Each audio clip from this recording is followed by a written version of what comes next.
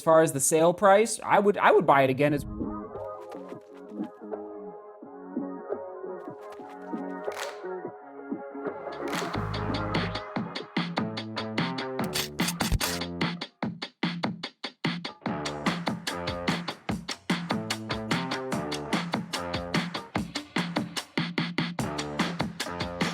Let's go, Mach 4. I pulled it out of the shelf, all right? You know it's an 8 shoe, 100%.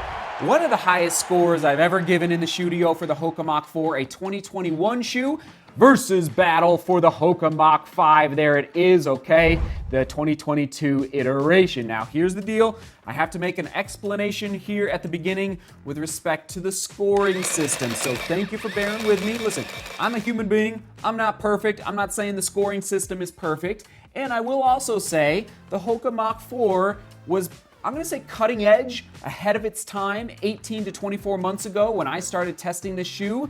And, you know, they probably started developing the shoe 3 years ago. So when I tested it, and again, it's my biomechanics and my foot strike, I was in awe. I loved it. And not to mention the upper lockdown, just amazing.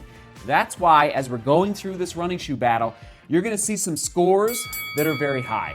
And I'm going to say, though, the scores are starting to come, the scores for the Mach are starting to come back to earth a little bit. For example, the Mach 5, because guess what? Other running shoe companies are starting to catch up and are starting to realize the innovation that went into this lineup. And who remembers the Mach 3? Talk about a really challenging shoe.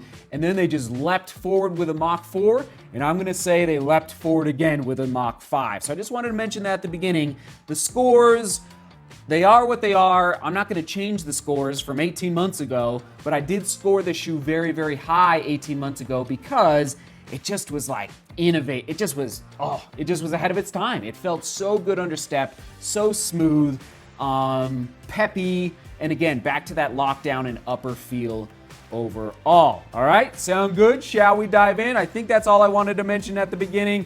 Here we go. Winner, winner, chicken dinner. Oh, there's the drop. By the way, I think we're looking at 29 and 24. A pretty special drop. I like that 5. I don't know what it is about it, but it's just, maybe it's for that rocker feel through the Hoka midsole. I just loved it a lot. Let's put it on the scale, okay? Hoka Mach 4 first from 2021, looking at 7.5 ounces. And yes, it did drop weight to 2022, 7.1, almost a half an ounce. That's epic, everybody. From one iteration to the next, winner, winner, chicken dinner for the weight of the Hoka Mach. Hoka Mach lineup is the Mach 5. Moving on to that upper. Now this is again where the scoring gets a little wonky, because I'm gonna say the winner of the lockdown is the Mach 5. It got even better, everybody. It feels even more secure and more easy to lace up in the Mach 5, even though the score did go, again, just keep in mind, it was to the moon. It was to the, and let's just remind ourselves, hold on here.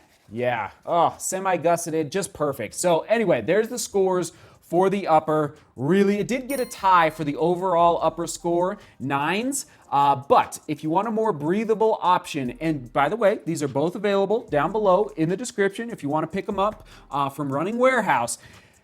The toe box did get more breathable in the Mach 5. Can you see it there? There's just more breathability built into that upper. Great work there, Hoka, on the upper. Oh, not to mention the heel flare.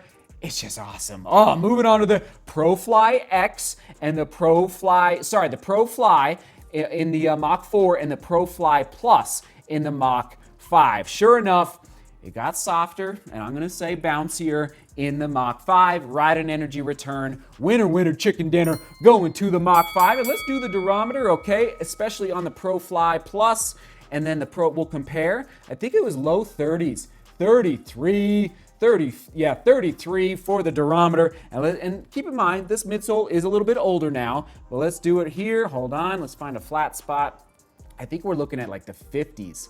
46 there. Hold on. Let's 45. So maybe 40. So mid 40s. All right. Let's just put mid 40s versus 33. So that's the difference, everybody. That's the gentleness under step. That's the pep under step that you're getting with the Mach 5. So that overall score for the midsole it's very close, but I'm gonna go Mach 5. It's different. And if you picked up the Mach 4 and you like that ride, I think you're gonna like this ride even more. Outsole, here we go, rubberized EVA again. Now again, the scoring system, just to explain it, other companies are starting to put out a rubberized EVA on their outsoles, okay? So at the time though, 2 years ago or 3 years ago when they started developing this shoe, that was a little bit cutting edge. It was ahead of its time, I'm gonna say. That's why the score was so great. But again, it's starting to come back to earth a little bit, and other companies are starting to catch up, which is why the Mach 5 score is not as high. It's not a standard outsole by any means, but other companies are starting to think, ooh, maybe we can reduce the weight of our shoes by not plastering rubber all across the bottom, which of course does impact the durability of the shoe, all right? But so it could have been a tie at the time, but I even remember when I was scoring the Mach 5, I couldn't give it a 9 out of 10 because of the durability prediction. You can see the wear and tear there on the outsole right now. Fit, true to size, okay, 9s across the board. Comfort score, going Mach 5. Winner, winner, chicken dinner, ring that bell. All right, it's just softer through the midsole. And I'm gonna say the lockdown on the top of the foot, it does feel just a little bit better, even though the Mach 4 was awesome. So again, ignore the scoring system a little bit because it has evolved over the last 18 months, just like these running shoe companies are doing as well. Durability prediction, it's interesting. I gave this 400 miles 18 months ago, and I remember I didn't look. I gave this shoe 350, okay? So very, very close. There's the scores. Probably, that rubberized EVA on the outsole. I mean, just looking at them, who knows? Maybe the Mach 4 would have a little bit more durability, but probably, let's just do the thumb oh gosh, it's just butter, everybody, it's butter. But I don't expect the Mach 5 to last forever and ever, which, listen, if you have the resource, if you've been pinching pennies for the Mach 5, you might want to buy 2 or 3 pairs, just to save them, because who knows what could happen to the Mach 6. I'm telling you, remember, just think fast forward 365 days from now, and the Mach 6 comes out, and you're like kind of scrambling, like, oh boy, I better buy up the Mach 5s because if you love it as much as I loved it. Maybe you won't, but if you do, you might want to buy a couple of pairs and put them in the closet for later use. How will I use this shoe? Tweener alert for both of them, 100%. And that price point, it goes to the Mach 4 because the price did go up just a little bit. Now, on sale, we'll put it on the screen right now. There's the price of the Mach 4 if sizes are still available. I don't know if any sizes are going to be available. It might even be sold out at this point. But anyway, there's the price of the Mach 4 and the Mach 5 coming in at $140. There's the price scores as well. Overall winner of the running shoe battle is the Mach 5. It's just a better ride, and the lockdown improved, and the breathability of the toe box improved, and even frankly the midfoot. But I realize, again, thank you for letting me be a human and evolve and get better, hopefully, at the scoring system.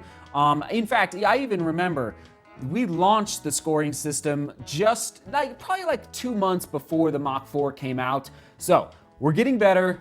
Thanks for bearing with me on that. And but I would buy the Mach 5 again ahead of the Mach 4. I really would. Now, if you can find your size though, and buy this for whatever it's at as far as the sale price, I would buy it again as well. I'd buy both again. I really would, but I'd lean in the direction of that Mach 5. There you have it, everybody. I think we got 8.7, which is a very high score, and then 8 on the nose for the Mach 5. There you go. In fact, question of the day.